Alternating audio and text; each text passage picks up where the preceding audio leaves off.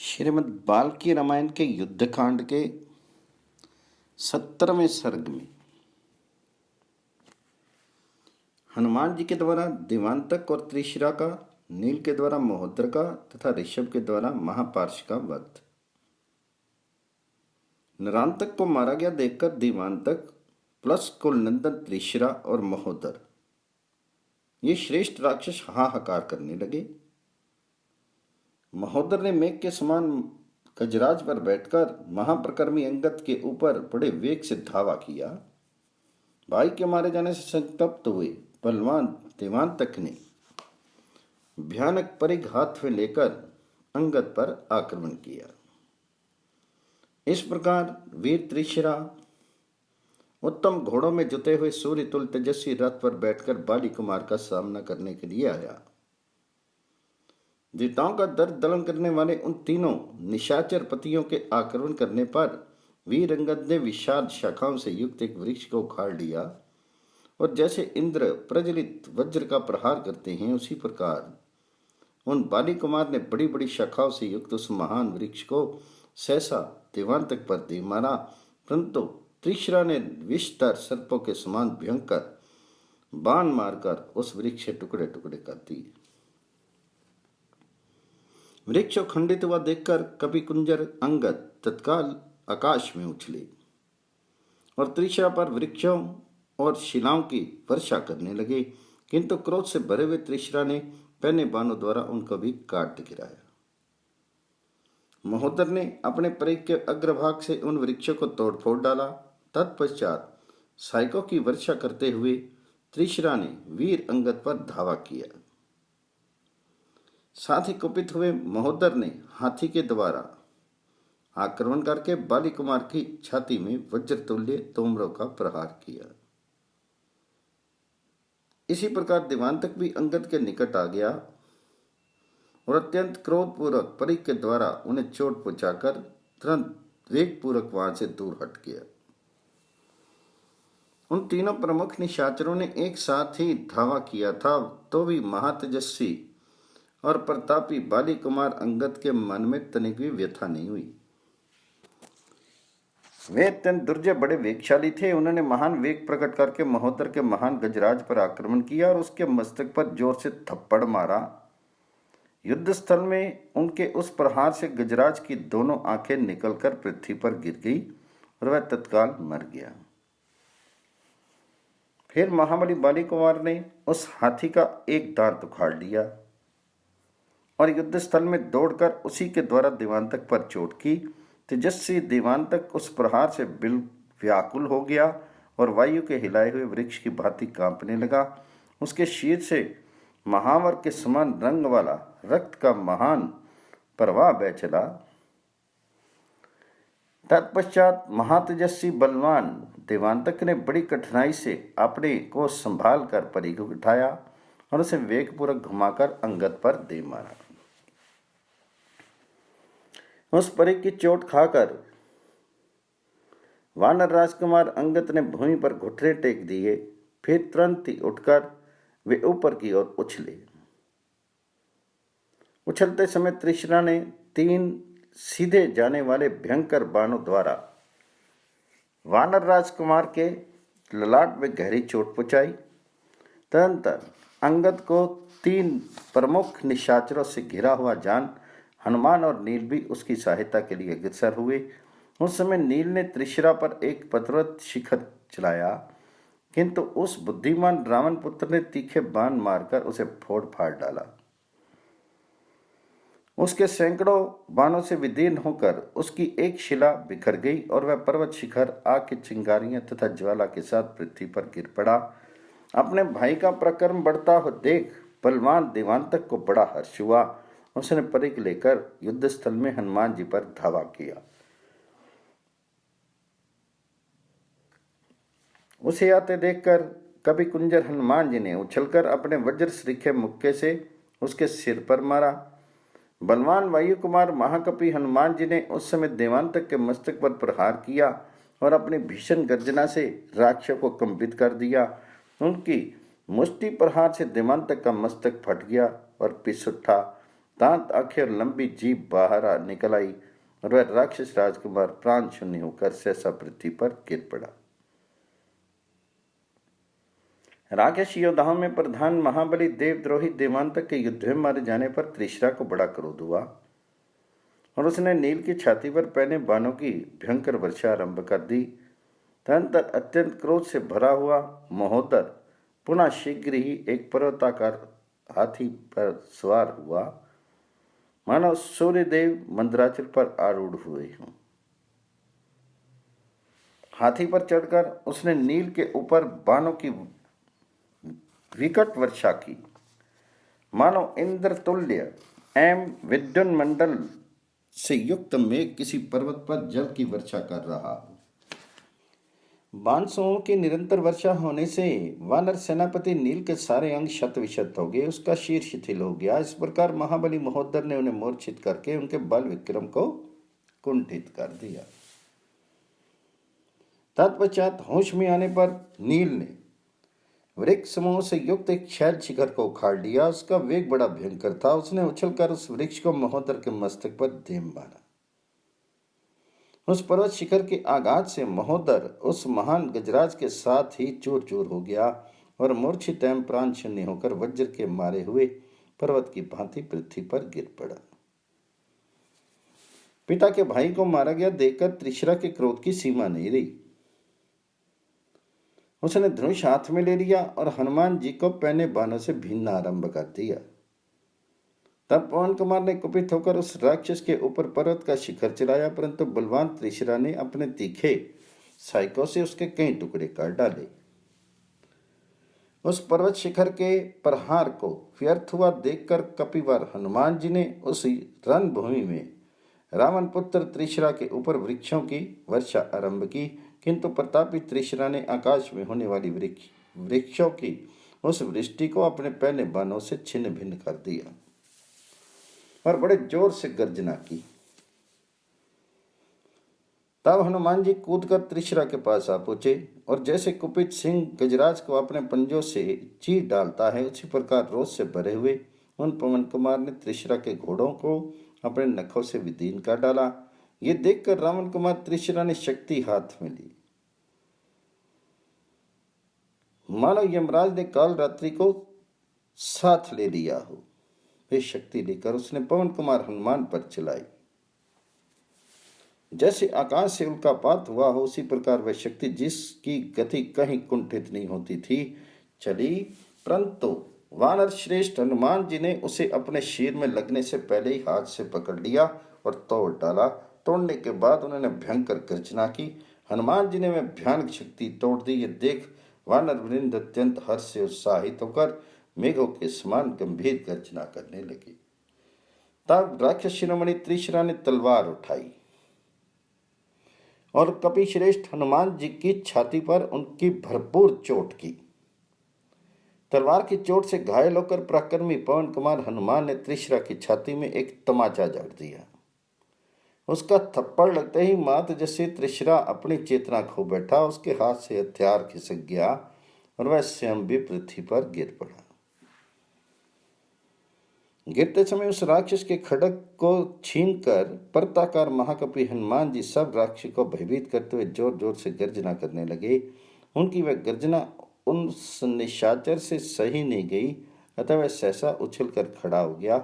उठते ही उसने हनुमान जी को एक मुक्का मारा। उसके मुक्के की चोट खाकर महाकपि हनुमान जी को बड़ा क्रोध हुआ। कुपित होने पर उन्होंने उस राक्षस का मुकुट मंडित मस्तक पकड़ लिया।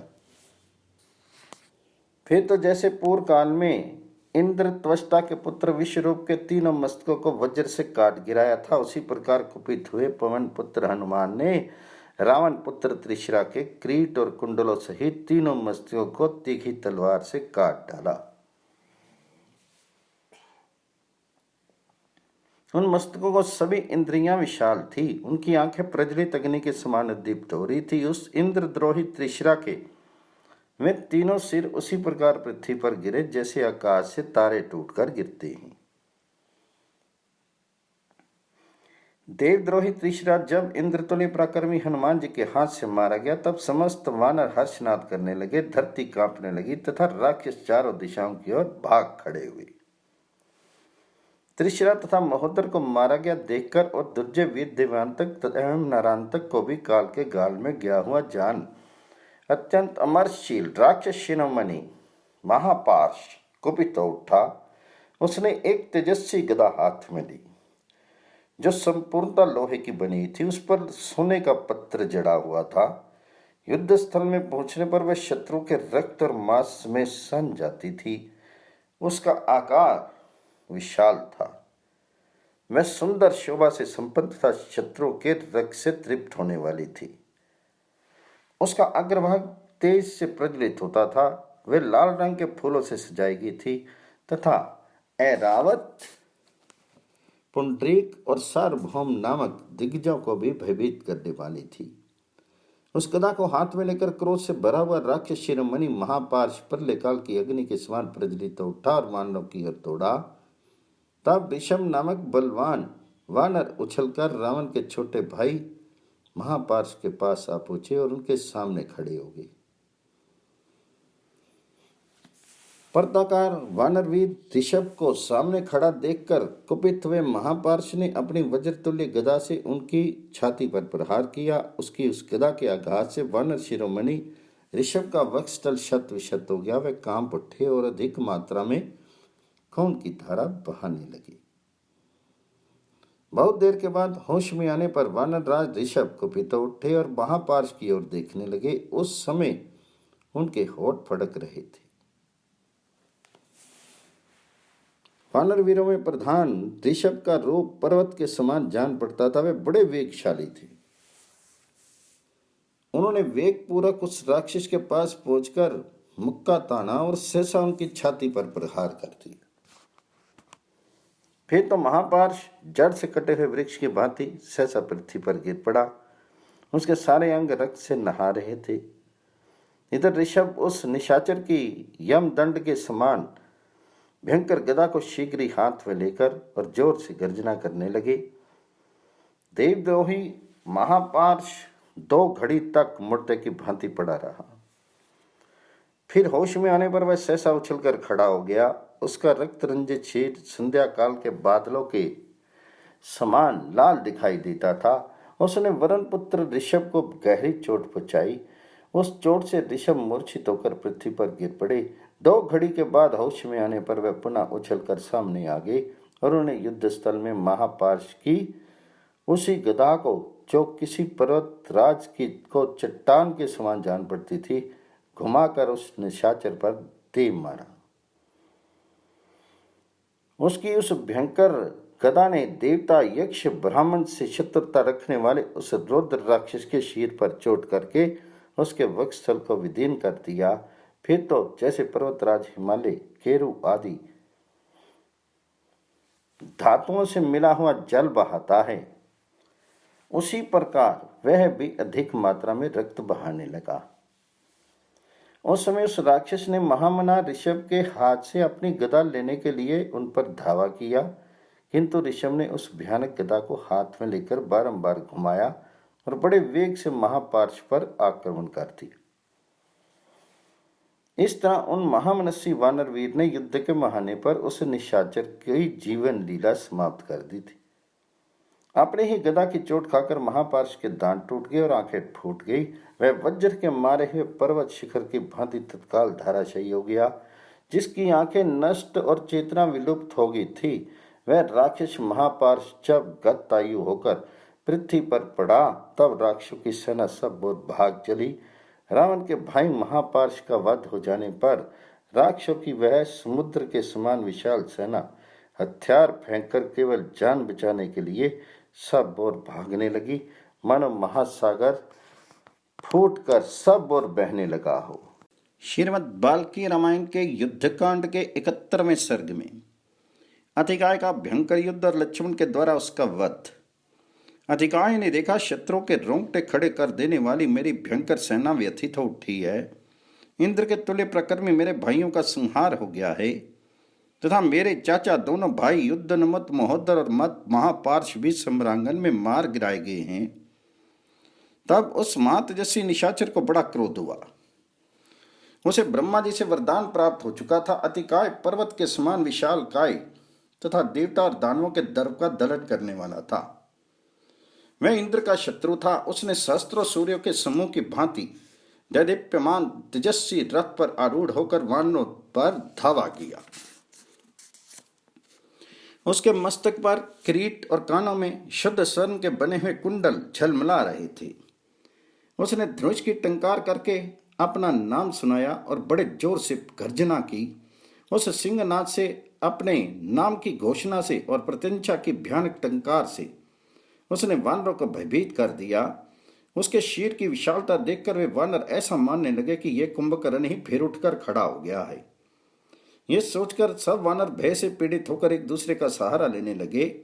त्रिविक्रम अवतार के समय बड़े हुए भगवान विष्णु के विराट रूप की भांति उसका शीर देखकर वे वानर सैनिक भय के मारे इधर उधर भागने लगे। अतिकाय के निकट आते ही वानरों के चित्त पर मोह छा गया। वे युद्ध स्थल में लक्ष्मण के बड़े भाई शरणागत वत्सल भगवान श्री राम की शरण में गए। रथ पर बैठे हुए पर्वताकार अतिकाय को श्री रामचंद्र जी ने भी देखा।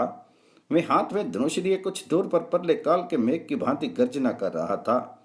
उस महाकाय निशाचर को देखकर श्री रामचंद्र जी को भी बड़ा विस्मय हुआ। उन्होंने वानरों को सांत्वना देकर विभीषण से पूछा, विभीषण, 1000 घोड़ों से जुते हुए विशाल रथ पर बैठा हुआ वे पर्वताकार निशाचर कौन है?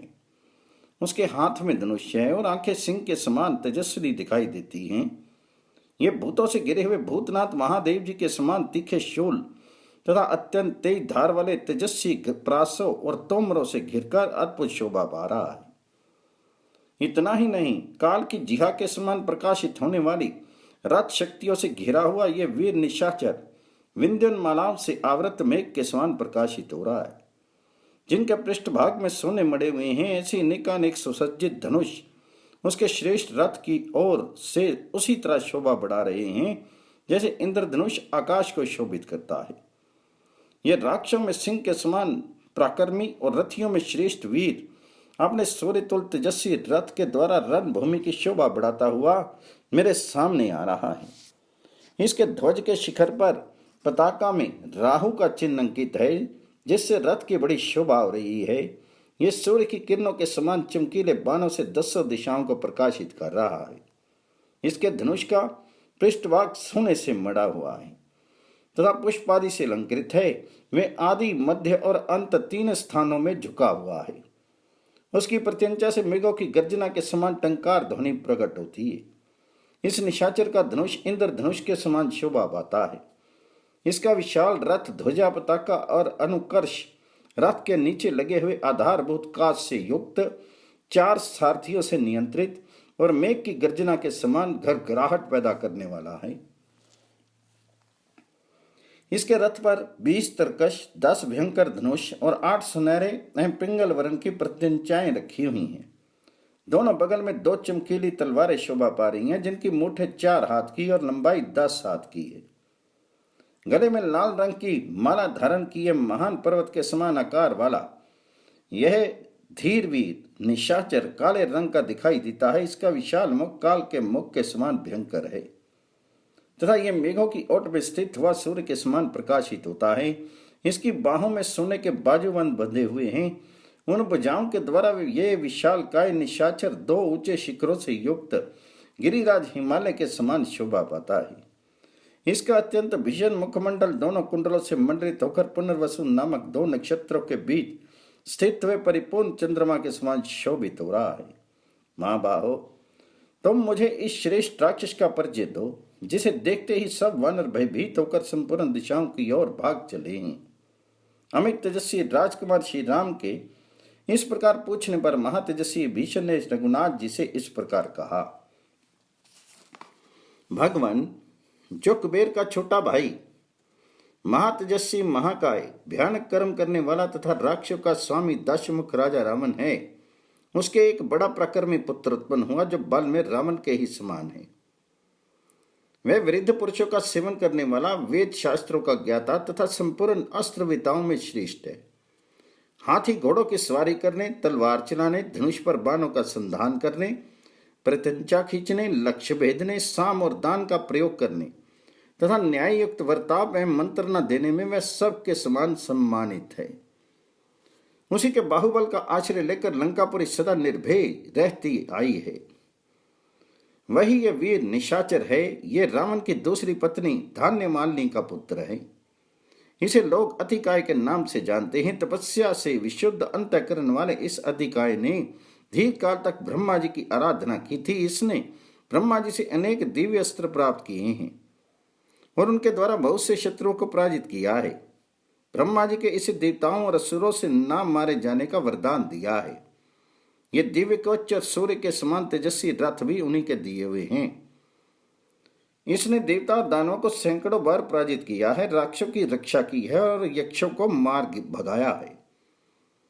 इस बुद्धिमान राक्षस ने अपने बाणों द्वारा इंद्र के वज्र को भी कुंठित कर दिया है तथा युद्ध में जल के स्वामी वरुण के पाश को भी सफल नहीं होने दिया है। राक्षसों में श्रेष्ठ ये बुद्धिमान रावण कुमार अतिकाय बड़ा बलवान तथा देवताओं और दानवों के दर्प को भी दलन करने वाला है। पुरुषोत्तम, अपने सैनिकों से ये सारी वानर सेना का संहार कर डाले। इसके पहले ही आप इस राक्षस को परास्त करने का शीघ्र प्रयत्न कीजिए। विभीषण और भगवान श्री राम में इस प्रकार बातें हो ही रही थी कि बलवान अतिकाय वानरों की सेना में घुस आया और बारंबार गर्जना करता हुआ अपने धनुष पर टंकार करने लगा। रथियों में श्रेष्ठ और भयंकर शीर वाले उस राक्षस को रथ पर बैठकर आते देखकर कुमुद, द्विद, मैंद, नील और शरभ आदि जो प्रधान प्रधान महामनस्वी वानर थे, वे वृक्ष तथा पर्वत शिखर धारण किए एक साथ ही उस पर टूट पड़े। परंतु अस्त्रवेताओं में श्रेष्ठ महातेजस्वी अतिकाय ने अपने स्वर्ण भूषित बाणों से वानरों के चलाए हुए वृक्षों और पर्वत शिखरों को काट गिराया। साथ ही इस बलवान और भीमकाय निशाचर ने युद्ध स्थल में सामने आए हुए उन समस्त वानरों को लोहे के बाणों से बीन डाला। उनकी बाण वर्षा के आहत हो सबके शीर शत विशत हो गए। सबने हार मान ली और कोई भी उस महासमर में अतिकाय का सामना करने में समर्थ नहीं हो सके। जैसे जवानी के जोश से भरा हुआ कुपित सिंह मृगों के झुंड को भयभीत कर देता है, उसी प्रकार वह राक्षस वानर वीरों की उस सेना को त्रास देने लगा। वानरों के झुंडों में विचरते हुए राक्षस राज अतिकाय ने किसी भी ऐसे योद्धा को नहीं मारा जो उसके साथ युद्ध न कर रहा हो। धनुष और तरकश धारण किए वह निशाचर उछलकर श्री राम के पास आ गया तथा बड़े गर्व से इस प्रकार बोला, मैं धनुष और बाण लेकर रथ पर बैठा हूं। किसी साधारण प्राणी से युद्ध करने का मेरा विचार नहीं है। जिसके अंदर शक्ति हो, साहस और उत्साह हो, वह शीघ्र यहां आकर मुझे युद्ध का अवसर दे। उसके ये अहंकारपूर्ण वचन सुनकर शत्रुहंता सुमित्रा कुमार लक्षण को बड़ा क्रोध हुआ। उनकी बातों को सहन नहीं कर सकने के कारण वे आगे बढ़े आए और किंचित मुस्कुराकर उन्हें अपना धनुष उठाया। कुपित हुए लक्ष्मण उछलकर आगे आए और तरकस से बाण खींचकर अतिकाय के सामने आ अपने विशाल धनुष को खींचने लगे। लक्ष्मण के धनुष की प्रत्यंचा का वह शब्द बड़ा भयंकर था। वह सारी पृथ्वी, आकाश, समुद्र तथा संपूर्ण दिशाओं में गूंज उठा, निशाचरों को त्रास देने लगा। सुमित्रा कुमार के धनुष की वह भयंकर टंकार सुनकर उस समय महातेजस्वी बलवान राक्षस राजकुमार अतिकाय को बड़ा विस्मय हुआ। लक्ष्मण को अपना सामना करने के लिए उठा देख अतिकाय रोष से भर गया और तीखा बाण हाथ में लेकर इस प्रकार बोला, सुमित्रा कुमार, तुम अभी बालक हो, पराक्रम करने में कुशल नहीं हो, अतः लौट जाओ। मैं तुम्हारे दिए काल के समान हूं। मुझसे जूझने की इच्छा क्यों करते हो? मेरे हाथ से छूटे बाणों का वेग गिरिराज हिमालय भी नहीं सह सकता। पृथ्वी और आकाश भी उसे नहीं सहन कर सकते। तुम सुख से सोई हुई प्रलय अग्नि को क्यों जगाना चाहते हो? धनुष को यहीं छोड़कर लौट जाओ। मुझसे भिड़कर अपने प्राणों का परित्याग मत करो। अथवा तुम बड़े अहंकारी हो इसलिए लौटना नहीं चाहते। अच्छा, खड़े रहो। अभी अपने प्राणों से हाथ धोकर यमलोक की यात्रा करोगे। शत्रु का दर्द जोन करने वाले मेरे इन तीखे बाणों को जो तपे हुए सन से भूषित हैं, देखो, ये भगवान शंकर के त्रिशूल की समानता करते हैं। जैसे कुपित हुआ सिंह गजराज का खून पीता है, उसी प्रकार वह सर्प के समान भयंकर बाण तुम्हारे रक्त का पान करेगा। ऐसा कहकर अतिकाय ने अत्यंत कुपित होकर अपने धनुष पर बाण का संधान किया। युद्ध स्थल में अतिकाय के रोष और गर्व से भरे हुए इस वचन को सुनकर अत्यंत बलशाली एवं मनस्वी राजकुमार लक्ष्मण को बड़ा क्रोध हुआ। वे ये महान अर्थ से युक्त वचन बोले, दुरात्मन, केवल बातें बनाने से तो बड़ा नहीं हो सकता, सिर्फ डींग हाँकने से कोई श्रेष्ठ पुरुष नहीं होते। मैं हाथ में धनुष और बाण लेकर तेरे सामने खड़ा हूं, तो अपना सारा बल मुझे दिखा, पराक्रम के द्वारा अपनी वीरता का परिचय दे। झूठी शकी बधारना तेरे लिए उचित नहीं है। शोर वही माना गया है जिसमें पुरुषार्थ हो। तेरे पास सब तरह के हथियार मौजूद हैं, तो धनुष लेकर रथ पर बैठा हुआ है, अतः बाणों अथवा अन्य अस्त्र शस्त्रों के द्वारा पहले अपना प्रकरण दिखा ले। इसके बाद मैं अपने तीखे बाणों से तेरा मस्तक उसी तरह काट गिराऊंगा जैसे वायु काल क्रम से पके हुए ताड़ के फल को उसके वृंत से नीचे गिरा देती है। आज तपे सन से भूषित मेरे बाण अपनी नोक द्वारा किए गए छिद्र से निकले हुए तेरे शीर के रक्त का पान करेंगे। तो मुझे बालक जानकर मेरी अवहेलना मत कर। मैं बालक हूं अथवा वृद्ध, संग्राम में तो तू मुझे अपना काल ही समझ ले। वामन रूपधारी भगवान विष्णु देखने में बालक ही थे, किंतु अपने तीन ही पगों से उन्होंने समुची त्रिलोकी नाप ली थी। लक्ष्मण की वह परम सत्य और युक्ति युक्त बात सुनकर अतिकाय की क्रोध की सीमा नहीं रही। उसने एक उत्तम बाण अपने हाथ में ले लिया। तदंतर विद्याधर, भूत, देवता, दैत्य, महिषी और महामना गोहकगण उस युद्ध को देखने के लिए आए। उस समय अतिकाय ने कुपित होकर धनुष पर वह उत्तम बाण चढ़ाया और आकाश को अपना ग्रास बनाते हुए से उस लक्ष्मण पर चला दिया। किंतु शत्रुवीरों का संहार करने वाले लक्ष्मण ने एक अर्धचंद्राकार बाण के द्वारा अपनी ओर आते हुए उस विस्तर सर्प के तुल्य भयंकर एवं तीखे बाण को काट डाला। जैसे सर्प का फन कट जाए, उसी प्रकार उस बाण को खंडित हुआ देखकर अत्यंत कुपित हुए अतिकाय ने 5 बाणों को धनुष पर रखा। फिर उस निशाचर ने लक्ष्मण पर ही वे 5 बाण चला दिए। वे बाण उसके समीप अभी आने भी नहीं पाए थे कि लक्ष्मण ने तीखे साइकों से उनके टुकड़े टुकड़े काट डाले। शत्रु वीरों का संहार करने वाले लक्ष्मण ने अपने पहने साइकों से उन बाणों का खंडन करने के पश्चात एक तेज बाण हाथ में लिया, जो अपने तेज से प्रज्वलित सा हो रहा था। उसे लेकर लक्ष्मण ने अपने शेष धनुष पर रखा, उसकी प्रतिंचा को खींचा और बड़े वेग से वह सहायक अतिकाय पर छोड़ दिया। धनुष को पूर्ण रूप से खींचकर छोड़े गए तथा झुकी हुई गांठ वाले उस बाण के धनुष द्वारा प्रकर्मी लक्ष्मण ने राक्षस श्रेष्ठ अतिकाय के ललाट में गहरा आघात कर दिया। वह बाण उस भयानक राक्षस के ललाट में धंस गया और रक्त से भीगकर पर्वत से सटे हुए किसी नागराज के समान दिखाई देने लगा। लक्ष्मण के बाण से अत्यंत पीड़ित होकर वह राक्षस कांप उठा, ठीक उसी तरह जैसे भगवान रुद्र के बाणों से आहत होकर त्रिपुर का भयंकर गोपुर हिल उठा था। फिर थोड़े ही देर में संभलकर महाबली अतिकाय बड़ी चिंता में पड़ गया और कुछ सोच विचार कर बोला, शाबाश, इस प्रकार अमोघ बाण का प्रयोग करने के कारण तुम मेरे सप्रिय शत्रु हो। मुंह फैलाकर ऐसा कहने के पश्चात अतिकाय अपनी दोनों विशाल भुजाओं को काबू में कर रथ के पिछले भाग में बैठकर उस रथ के द्वारा ही आगे बढ़ा। उस राक्षस शिरोमणि वीर ने क्रमशः 1, 3, 5 और 7 साइकों को लेकर उन्हें धनुष पर चढ़ाया और वेग पूर्वक खींच कर चला दिया।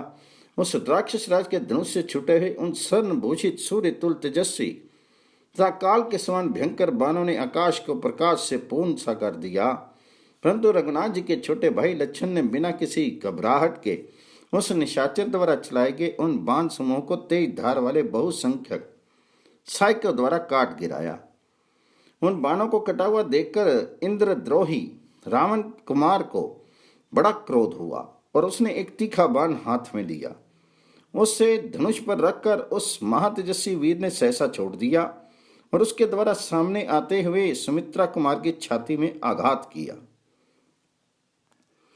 अतिकाय के उस बाण की चोट खाकर सुमित्रा कुमार युद्ध स्थल में अपने वक्ष स्थल से तीव्र गति से रक्त बहाने लगे, मानो कोई मतवाला हाथी मस्तक से मद की वर्षा कर रहा हो। फिर सामर्थशाली लक्ष्मण ने सहसा अपनी छाती से उस बाण को निकाल दिया और तीखा सहायक हाथ में लेकर उसे दिव्य अस्त्र से संयोजित किया।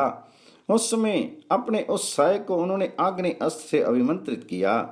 अभिमंत्रित होते ही महात्मा लक्ष्मण के धनुष पर रखा हुआ वह बाण तत्काल प्रज्वलित हो उठा। उधर अत्यंत जस्सी अतिकाय ने भी रौद्रास्त्र को एक स्वर्ण में पंख वाले सर्पाकार बाण पर समायोजित किया। इतने में ही लक्ष्मण ने दिव्य अस्त्र की शक्ति से संपन्न उस प्रज्वलित एवं भयंकर बाण को अतिकाय के ऊपर चला दिया। मानो यमराज ने अपने कालदंड का प्रयोग किया हो। आग्नेय अस्त्र से अभिमंत्रित हुए उस बाण को अपनी ओर आते देखकर निशाचर अतिकाय ने तत्काल ही अपने भयंकर बाण को सूर्य अस्त्र से अभिमंत्रित करके चलाया। उन दोनों सैनिकों के अग्रभाग तेज से प्रज्वलित हो रहे थे। आकाश में पहुंचकर वे दोनों कुपित हुए दो सर्पों की भांति आपस में टकरा गए और एक दूसरे को दग्ध करके पृथ्वी पर गिर पड़े। वे दोनों ही बाण उत्तम कोटि के थे और अपनी दीप्ति से प्रकाशित हो रहे थे, तथापि एक दूसरे से तेज से भस्म होकर अपना अपना तेज खो बैठे, इसलिए भूतल पर निष्प्रभ होने के कारण उनकी शोभा नहीं हो रही थी। तदंतर अतिकाय ने अत्यंत कुपित होकर तवष्टा देवता के मंत्र से अभिमंत्रित करके एक सिंह का बाण छोड़ा, परंतु महापराक्रमी लक्ष्मण ने उस अस्त्र को इंद्र से काट दिया। सिंह के बाण को नष्ट हुआ देखकर रावण पुत्र कुमार अतिकाय के क्रोध की सीमा नहीं रही। उस राक्षस ने एक सहायक को याम्य अस्त्र से अभिमंत्रित किया और उसे लक्ष्मण को लक्ष्य करके चला दिया, परंतु लक्ष्मण ने वायव्य अस्त्र द्वारा उसको भी नष्ट कर दिया। तत्पश्चात जैसे मेघ जल की धारा बरसाता है, उसी प्रकार अत्यंत कुपित हुए लक्ष्मण ने रावण कुमार अतिकाय पर बाण धारा की वर्षा आरंभ कर दी। अतिकाय ने एक दिव्य कवच बांध रखा था जिसमें हीरे जड़े हुए थे। लक्ष्मण के बाण अतिकाय पर पहुंचकर उसके कवच से टकराते और नोक टूट जाने के कारण सहसा पृथ्वी पर गिर पड़ते थे। उन बाणों को सफल हुआ देखकर शत्रु वीरों का संहार करने वाले महायशस्वी लक्ष्मण ने पुनः सहस्त्रों बाणों की वर्षा की। महाबली अतिकाय का कवच अभेद्य था, इसलिए युद्धस्थल में बाण समूह की वर्षा होने पर भी वह राक्षस व्यथित नहीं होता था। उसने लक्ष्मण वर विष्ठर सर्प के समान भयंकर बाण चलाया। उस बाण से सुमित्रा कुमार के मर्म स्थल में चोट पहुंची, अतः शत्रु को संताप देने वाले लक्ष्मण 2 घड़ी तक अचेत अवस्था में पड़े रहे। फिर होश में आने पर उन महाबली शत्रु दमन वीर ने बाणों की वर्षा से शत्रु के रथ की ध्वजा को नष्ट कर दिया और 4 उत्तम सैनिकों से रणभूमि में उसके घोड़ों और सारथी को भी यमलोक पहुंचा दिया। तत्पश्चात संभ्रम रहित नरश्रेष्ठ सुमित्रा कुमार लक्ष्मण ने उस राक्षस के वध के लिए जांचे हुए बुझे हुए बहुत से अमोघ बाण छोड़े, तथापि वे सम्रांगन में उस निशाचर के शीर को भेद नहीं सके। तदंतर वायु देवता ने उनके पास आकर कहा, सुमित्रा नंदन, इस राक्षस को ब्रह्मा जी से वरदान प्राप्त हुआ है। ये अभेद्य कवच से ढका हुआ है, अतः इसको ब्रह्मास्त्र से विदीन कर डालो, अन्यथा ये नहीं मारा जा सकेगा। ये कवचधारी बलवान निशाचर अन्य अस्त्रों के लिए अवध्य है। लक्ष्मण इंद्र के समान प्रकर्मी थे। उन्होंने एक वायु देवता का उपयुक्त वचन सुनकर एक भयंकर वेग वाले बाण को सहसा ब्रह्मास्त्र से अभिमंत्रित करके धनुष पर रखा। सुमित्रा कुमार लक्ष्मण के द्वारा तेज धार वाले उस श्रेष्ठ बाण में ब्रह्मास्त्र की संयोजना की जाने पर उस समय संपूर्ण दिशाएं, चंद्रमा, सूर्य आदि बड़े बड़े ग्रह तथा अंतरिक्ष लोक के प्राणी थर्रा उठे और भूमंडल में महान कोलाहल मच गया। सुमित्रा कुमार ने धनुष पर रखे हुए सुंदर पंख वाले बाण को अपने ब्रह्मास्त्र से अभिमंत्रित किया। तब वह यमदूत के समान भयंकर और वज्र के समान अमोघ हो गया। उन्होंने युद्ध स्थल में उस बाण को इंद्रद्रोही रावण के बेटे अतिकाय को लक्ष्य करके चला दिया। लक्ष्मण के चलाए हुए इस बाण का वेग बहुत बड़ा हुआ था। उसके पंख गरुड़ के समान थे और उसमें हीरे जड़े हुए थे, इसलिए उसकी विचित्र शोभा होती थी। अतिकाय ने सम्रांगन में उस बाण को उस समय वायु के समान भयंकर वेग से अपनी ओर आते देखा। उसे देखकर अतिकाय ने सहसा उसके ऊपर बहुत से पैने बाण चलाए, तो भी यह गरुड़ के समान वेगशाली सहायक बड़े वेग से उसके पास जा पहुंचा। पर भयंकर काल के समान प्रज्वलित हुए उस बाण को अत्यंत निकट आया देखकर भी अतिकाय की युद्ध विषयक चेष्टा नष्ट नहीं हुई। उसने शक्ति, रिष्टि, गदा, कुठार, शूल तथा बाणों द्वारा उसे नष्ट करने का प्रयत्न किया, परंतु अग्नि के समान प्रज्वलित उस बाण ने उस अद्भुत अस्त्र को व्यर्थ करके अतिकाय के मुकुट मंडित मस्तक को धड़ से अलग कर दिया। लक्ष्मण के बाण से कटा हुआ राक्षस का वह सिर रस त्राण सहित मस्तक हिमालय के शिखर की भांति सहसा पृथ्वी पर जा पड़ा। उसके वस्त्र और आभूषण सब और बिखर गए। उसे धरती पर पड़ा देखकर मरने से बचे हुए समस्त निशाचर व्यथित हो उठे। उनके मुख पर विषाद छा गया। उन पर जो मार पड़ी थी उससे थक जाने के कारण वे और भी दुखी हो गए थे। अतः वे बहुसंख्यक राक्षस सहसा विकृत स्वर में जोर जोर से रोने चिल्लाने लगे। सेना नायक मारे जाने पर निशाचरों का युद्ध विषयक उत्साह नष्ट हो गया। अतः वे भयभीत होकर तुरंत ही लंकापुरी की ओर भाग चले। इधर उस भयंकर बलशाली दुर्जय शत्रु के मारे जाने पर बहुसंख्यक वानक हर्ष और उत्साह से भर गए। उनके मुख प्रफुल्ल कमलों के समान खिल उठे और वे अभीष्ट विजय के भागी वीरवर लक्ष्मण की भूरी भूरी प्रशंसा करने लगे। युद्ध स्थल में अत्यंत बलशाली और मेघ के समान विशाल अतिकाय को धाराशायी करके लक्ष्मण बड़े प्रसन्न हुए। वे उस समय वानर समूहों से सम्मानित हो तुरंत श्री रामचंद्र जी के पास गए। इस प्रकार श्री वाल्मीकि निर्मित आर्ष रामायण आदि काव्य के युद्धकांड में 71वां सर्ग पूर्ण हुआ। श्रीमद् वाल्मीकि रामायण के 72वें सर्ग में रावण की चिंता तथा उसका राक्षसों की पुरी की रक्षा के लिए सावधान रहने का आदेश। महात्मा लक्ष्मण के द्वारा अतिकाय को मारा गया सुनकर राजा रावण उद्विग्न हो उठा और इस प्रकार बोला। अत्यंत अमरशील धूम्राक्ष, संपूर्ण शस्त्रधारियों में श्रेष्ठ अकंपन, प्रहस्त तथा कुंभकर्ण, ये महाबली घोर राक्षस सदा युद्ध की अभिलाषा रखते थे। ये सब के सब शत्रुओं की सेनाओं पर विजय पाते और स्वयं विपक्षियों से कभी पराजित नहीं होते थे। परंतु अनायासी महान कर्म करने वाले राम ने नाना प्रकार के शस्त्रों के ज्ञान में निपुण उन विशालकाय वीर राक्षसों का सेना सहित संहार कर डाला और ये बहुत से महामनसी शूरवीर राक्षसों के द्वारा मार गिराए गए, जिनके बल और पराक्रम सर्वत्र विख्यात हैं। उस मेरे बेटे इंद्रजीत ने उन दोनों भाइयों को वरदान प्राप्त घोर नाग स्वरूप बाणों से बांध लिया था। वह घोर बंधन समस्त देवता और महाबली असुर भी नहीं खोल सकते थे। यक्ष, गंधर्व और नागों के लिए भी उस बंधन से छुटकारा दिलाना संभव था। तो भी ये दोनों भाई राम और लक्ष्मण उस बाण बंधन से मुक्त हो गए। ना जाने कौन सा प्रभाव था, कैसी माया थी अथवा किस तरह की मोहिनी औषधि आदि का प्रयोग किया गया था जिससे वे उस बंधन से छूट गए। मेरी आज्ञा से जो शूरवीर योद्धा राक्षस युद्ध के लिए निकले, उन सबको सम्रांगन में महाबली वानरों ने मार डाला। मैं आज ऐसे किसी वीर को नहीं देखता जो युद्ध में लक्ष्मण सहित राम को और सेना तथा सुग्रीव सहित वीर विभीषण को नष्ट कर दे। आओ, राम बड़े बलवान हैं, निश्चय ही उनका अस्त्र बल महान है, जिसके बल विक्रम का सामना करके असंख्य राक्षस काल के गाल में चलेगी। मैं उन वीर रघुनाथ को रोग शोक से रहित साक्षात नारायण रूप मानता हूं, क्योंकि इन्हीं के भय से लंकापुरी के सभी दरवाजे और सदर फाटक सदा बंद रहते हैं। राक्षसो, तुम लोग हर समय सावधान रहकर सैनिकों सहित इस पुरी की ओर जहां सीता रखी गई है उस अशोक शिवर वाटिका की भी विशेष रूप से रक्षा करो। अशोक वाटिका में कब कौन प्रवेश करता है और कब कहां से बाहर निकलता है, इसकी हमें सदा ही जानकारी रहनी चाहिए।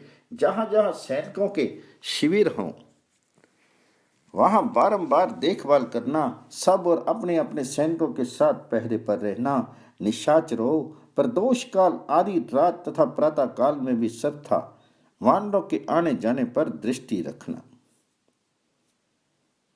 वानरों की ओर से कभी उपेक्षा भाव नहीं रखना चाहिए और सदा इस बात पर दृष्टि रखनी चाहिए कि शत्रु की सेना युद्ध के लिए उद्यमशील तो नहीं है, आक्रमण तो नहीं कर रही है, अतः पूर्वत जहां की तहां खड़ी है ना। लंकापति का ये आदेश सुनकर समस्त महाबली राक्षस उन सारी बातों का यथावत रूप से पालन करने लगे। उन सबको पूर्वोक्त आदेश देकर राक्षस राज रावण अपने हृदय में चुभे हुए दुख और क्रोध रूपी कांटे की पीड़ा का भार वहन करता हुआ दीन भाव से अपने महल में गया। महाबली निशाचर राज रावण की क्रोध अग्नि भड़क उठी थी। वह अपने पुत्र की उस मृत्यु को ही याद करके उस समय बारंबार लंबी सांस खींच रहा था।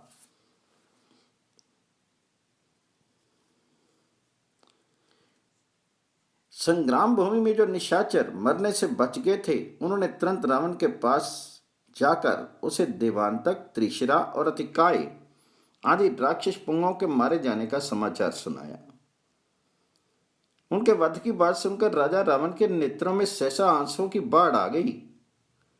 पुत्र और भाइयों के भयानक वध की बात सोचकर उसको बड़ी चिंता हुई।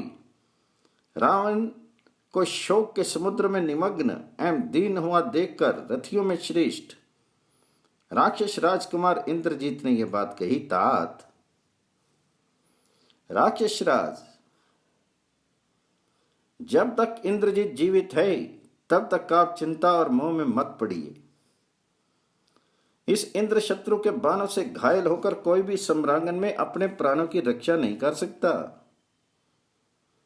देखिए, आज मैं राम और लक्ष्मण के शीर को बाणों से छिन्न भिन्न करके उनके सारे अंगों को तीखे सैकों से भर देता हूं और वे दोनों भाई गतायु होकर सदा के लिए धरती पर सो जाते हैं।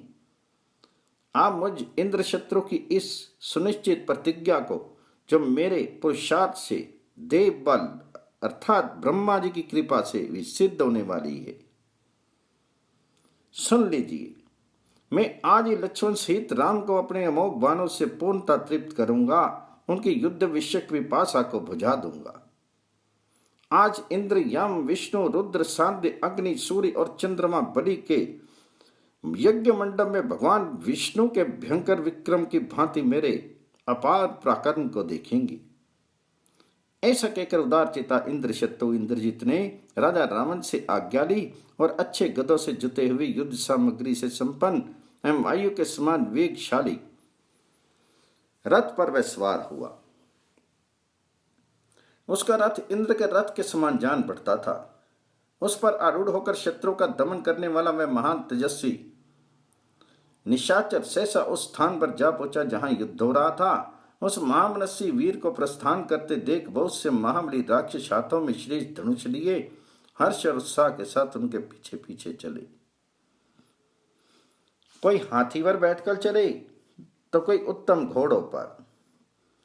उनके सिवा बाघ, बिच्छू, बिलाव, गधे, ऊंट, सर्प, सुअर, अन्य हिंसक जंतु, सिंह, पर्ताकार, गीदड़, कौवा, हंस और मोर आदि की सवारियों पर चढ़े हुए भयानक प्रकर्मी राक्षस वहां युद्ध के लिए आए।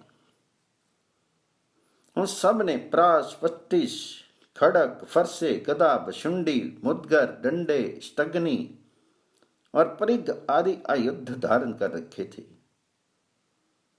शंखों की ध्वनि के साथ मिली हुई भैरियों की भयानक आवाज सब और गूंज उठी। उस तुमलनाद के साथ इंद्रद्रोही पराक्रमी इंद्रजीत ने बड़े वेग से रणभूमि की ओर प्रस्थान किया। जैसे पूर्ण चंद्रमा से उपलक्षित आकाश की शोभा होती है, उसी प्रकार ऊपर तने हुए शंख और शशि के समान वर्ण वाले श्वेत छत्र से वह शत्रुसूदन इंद्रजीत सुशोभित हो रहा था। सोने के आभूषणों से भूषित और समस्त धनुर्धरों में श्रेष्ठ उस वीर निशाचर को दोनों ओर से स्वनिर्मित उत्तम एवं मनोहर चवट ढुलाए जा रहे थे। विशाल सेना से घिरे हुए अपने पुत्र इंद्रजीत को प्रस्थान करते देखकर राक्षसों के राजा श्रीमान रावण ने उनसे कहा, बेटा, कोई भी ऐसा प्रतिद्वंदी रथी नहीं है जो तुम्हारा सामना कर सके। तुमने देवराज इंद्र को भी पराजित किया है, फिर आसानी से जीत लेने योग्य एक मनुष्य को परास्त करना तुम्हारे लिए कौन बड़ी बात है। तुम अवश्य रघुवंशी राम का वध करोगे। राक्षस राज के ऐसा कहने पर इंद्रजीत उसके उस महान आशीर्वाद को सिर झुकाकर ग्रहण किया। फिर तो जैसे अनुपम तेजस्वी सूर्य से आकाश की शोभा होती है, उसी प्रकार अप्रतिम शक्तिशाली सूर्य तुल तेजस्वी इंद्रजीत से लंका परी शोभित होने लगी महातेजस्वी शत्रु दमन इंद्रजीत ने रणभूमि में पहुंचकर अपने रथ के चारों ओर राक्षसों को खड़ा कर दिया। फिर बीच में रथ में से उतरकर पृथ्वी पर अग्नि की स्थापना करके अग्नितुल्य तेजस्वी उस राक्षस शिरोमणि वीर ने चंदन, फूल और लावा आदि के द्वारा अग्निदेव का पूजन किया। इसके बाद उस प्रतापी राक्षस राज ने विधि पूर्वक श्रेष्ठ मंत्रों का उच्चारण करते हुए उस अग्नि में हविष्य की आहुति दी। उस समय शस्त्र ही अग्निवेदी के चारों ओर बिछाने के लिए कुश या आकाश के पत्ते थे। बहेड़े की लकड़ी से ही समिधा का काम लिया गया था। लाल रंग के वस्त्र उपयोग में लाए गए और उस अभिचारिक यज्ञ में जो स्तुवा था वह लोहे का बना हुआ था। उसने वहां तोमर सहित शस्त्र रूपी काश के पत्तों को अग्नि के चारों ओर फैलाकर होम के लिए काले रंग के जीवित बकरे का गला पकड़ा। एक ही बार दी हुई उस आहुति से अग्नि प्रज्वलित हो उठी। उसमें धूम नहीं दिखाई देता था और उसकी बड़ी बड़ी लपटें उठ रही थी। उस समय उस अग्नि से भी सभी चिन्ह प्रकट हुए जो पूर्व काल में उसे अपनी विजय दिखा चुके थे, युद्ध स्थल में उसको विजय की प्राप्ति करा चुके थे। अग्निदेव की शिखा दक्षिणावर दिखाई देने लगी। उसका वर्ण तपाए हुए स्वर्ण के समान सुंदर था। इस रूप में वे स्वयं प्रकट होकर उसके दिए हुए हविष्य को ग्रहण कर रहे थे। तदंतर अस्त्र विद्या विशारद इंद्रजीत ने ब्रह्मास्त्र का आवाहन किया और अपने धनुष तथा रथ आदि सब वस्तुओं को वहां सिद्ध ब्रह्मास्त्र मंत्र से अभिमंत्रित किया। जब अग्नि में आहुति देकर उसने ब्रह्मास्त्र का आह्वान किया, तब सूर्य, चंद्रमा, ग्रह तथा नक्षत्रों के साथ अंतरिक्ष लोक के सभी प्राणी भयभीत हो गए, जिनका तेज अग्नि के समान दीप्त हो रहा था, जो देवराज इंद्र के समान अनुपम प्रभाव से युक्त था। उस चिंत प्रकरण इंद्रजीत ने अग्नि में आहुति देने के पश्चात धनुष, बाण, रथ, खड़ग, घोड़े और सारथी सहित अपने आप को आकाश में अदृश्य कर लिया। इसके बाद वह घोड़े और रथों से व्याप्त तथा ध्वजा पताकाओं से शोभित राक्षस सेना में गया, जो युद्ध की इच्छा से गर्जना कर रही थी। वे राक्षस दुस्सह वेग वाले, स्वर्णभूषित, विचित्र एवं बहुसंख्यक बाणों, तोमरों और अंशों द्वारा रणभूमि में वानरों का प्रहार कर रहे थे। रावण पुत्र इंद्रजीत शत्रुओं के प्रति अत्यंत क्रोध से भरा हुआ था। उसने निशाचरों की ओर देखकर कहा, तुम लोग वानरों को मार डालने की इच्छा से हर्ष और उत्साह पूर्वक युद्ध करो। उसके इस प्रकार प्रेरणा देने पर विजय की अभिलाषा रखने वाले वे समस्त राक्षस जोर जोर से गर्जना करते हुए वहां वानरों पर बाणों की भयंकर वर्षा करने लगे। उस युद्ध स्थल में राक्षस से घिरे हुए इंद्रजीत ने भी नालीक, नाराज, गदा और मुसल आदि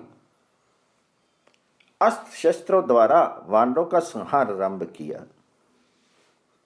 सम्रांगन में उसके अस्त्र शस्त्रों से घायल होने वाले वानर भी, जो वृक्षों से भी हथियार का काम लेते थे, सहसा रावण कुमार पर शैल शिखरों और वृक्षों की वर्षा करने लगे। उस समय कुपित हुए महातेजस्वी महाबली रावण पुत्र इंद्रजीत ने वानरों के शीरों को छिन्न भिन्न कर डाला। रणभूमि में राक्षसों का हर्ष बढ़ाता हुआ इंद्रजीत रोज से भरकर एक एक बाण से 5-5, 7-7 तथा 9-9 वानरों को विदीर्ण कर डालता था। उस अत्यंत दुर्जय वीर ने सर्वभूषित सूर्यतुल तेजस्वी सैनिकों द्वारा समर भूमि में वानरों को मार डाला। रण क्षेत्र में देवताओं द्वारा पीड़ित हुए बड़े बड़े असुरों की भांति इंद्रजीत के बाणों से व्यथित हुए वानरों के शीर छिन्न भिन्न हो गए। उनकी विजय की आशा पर तुषारपात हो गया और वे चेत से होकर पृथ्वी पर गिर पड़े। उस समय युद्ध स्थल में बाण रूपी भयंकर किरणों द्वारा सूर्य के समान तपते हुए इंद्रजीत पर प्रधान प्रधान वानरों ने बड़े रोष के साथ धावा किया, परंतु उसके बाणों से शीर के शत विशत हो जाने से वे सब वानर अचेत से हो गए और खून से लथपथ होकर व्यथित होकर इधर उधर भागने लगे। वानरों ने भगवान श्री राम के लिए अपने जीवन का मोह छोड़ दिया था। वे प्रकर्म पूर्वक गर्जना करते हुए हाथ में शिलाएं लिए समर भूमि में डटे रहे, युद्ध भूमि से पीछे नहीं हटे। सम्रांगन में खड़े हुए वे वानर रावण कुमार पर वृक्षों, पर्वत शिखरों और शिलाओं की वर्षा करने लगे। वृक्षों और शिलाओं की वह भारी वृष्टि राक्षसों के प्राण हर लेने वाली थी, परंतु समर विजयी महातेजस्वी रावण पुत्र ने अपने बाणों द्वारा उसे दूर हटा दिया। तत्पश्चात विस्तार सर्पों के समान भयंकर और अग्नितुल्य तेजस्वी बाणों द्वारा उस शक्तिशाली वीर ने सम्रांगन में वानर सैनिकों का विदीर्ण करना आरंभ किया। उसने 18 तीखे बाणों से गंधमादन को घायल करके दूर खड़े हुए नल पर भी 9 बाणों से प्रहार किया। इसके बाद महापराक्रमी इंद्रजीत ने 7 मर्मभेदी सैनिकों द्वारा मेंढकों और 5 बाणों से गज को भी युद्ध स्थल में भीन डाला। फिर 10 बाणों से जामवान को और 30 सैनिकों से नील को घायल कर दिया। तदनंतर वरदान में प्राप्त हुए बहुसंख्यक तीखे और भयानक सैनिकों का प्रहार करके उस समय उसने सुग्रीव, ऋषभ, अंगद और दिद को भी निष्प्राण सा कर दिया। सब और फैली हुई प्रलय अग्नि के समान अत्यंत रोष से भरे हुए इंद्रजीत ने दूसरे श्रेष्ठ वानरों को भी बहुसंख्यक बाणों के मार से व्यथित कर दिया। उस महासमर में रावण कुमार ने अच्छी तरह छोड़े हुए सूर्य तुल्य तेजस्वी शीघ्रगामी सैनिकों द्वारा वानरों की सेनाओं को मथ डाला। उसके बाण जाल से पीड़ित होकर वानरी सेना व्याकुल हो उठी और रक्त से नहा गई। उसने बड़े हर्ष और प्रसन्नता के साथ शत्रु सेना की इस दुर्अवस्था को देखा। वह राक्षस राजकुमार इंद्रजीत बड़ा तेजस्वी, प्रभावशाली एवं बलवान था। उसने सब ओर से बाणों तथा अन्य अस्त्र शस्त्रों की भयंकर वर्षा करके पुनः वानर सेना को रोन डाला। तत्पश्चात वे अपनी सेना के ऊपरी भाग को छोड़कर उस महासमर में तुरंत वानर सेना के ऊपर जा पहुंचा और स्वयं आकाश में दृश्य रहकर भयानक बाण समूहों की उसी तरह वर्षा करने लगा जैसे काला मेघ जल की वृष्टि करता है। जैसे इंद्र के वज्र से आहत होकर बड़े बड़े पर्वत धाराशायी हो जाते हैं, उसी प्रकार वे पर्वताकार वानर रणभूमि में इंद्रजीत के बाणों द्वारा छल से मारे जाकर शीर के शत विशत हो जाने से विकृत स्वर में चीखते चिल्लाते हुए पृथ्वी पर गिर पड़े। रणभूमि में वानर सेनाओं पर जो पैनी धार वाले बाण गिर रहे थे, केवल उन्हीं को वे वानर देख रहे थे।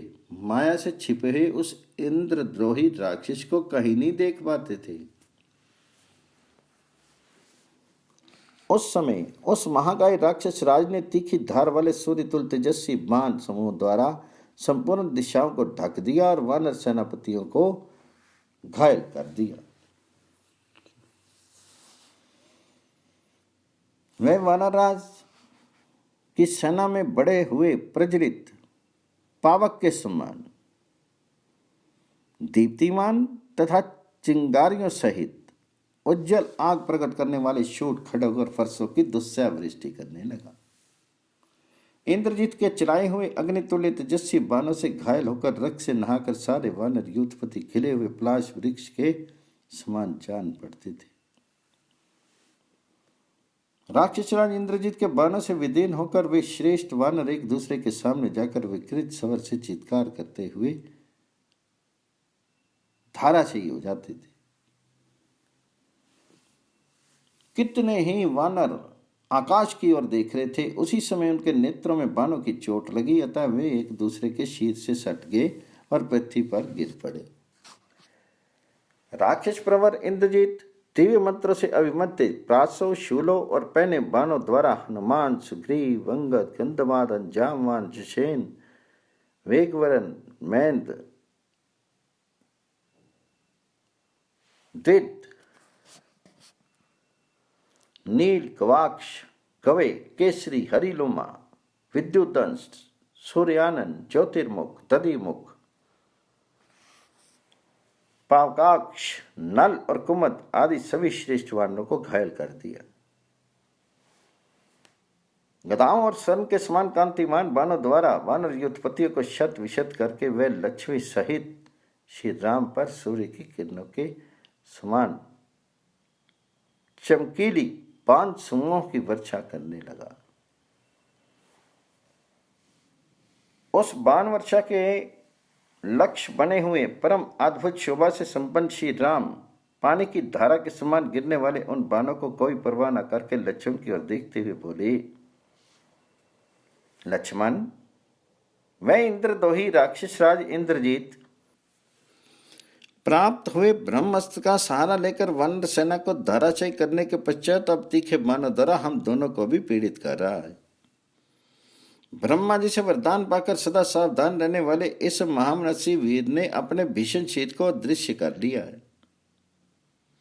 युद्ध में इस इंद्रजीत का शीत तो दिखाई ही नहीं देता, पर यह अस्त्रों का प्रयोग करता जा रहा है। ऐसी दिशा में इसे हम लोग किस तरह मार सकते हैं? शंभु भगवान ब्रह्मा का स्वरूप अचिंत्य है, वे ही इस जगत के आदि कारण हैं। मैं समझता हूं उन्हीं का ये अस्त्र है। अतः बुद्धिमान सुमित्रा कुमार, तुम मन में किसी प्रकार की घबराहट लाकर मेरे साथ यहां चुपचाप खड़े होकर इन बाणों की मार सहो। ये राक्षस राज इंद्रजीत इस समय बाण समूहों की वर्षा करके संपूर्ण दिशाओं को आच्छादित किए देता है।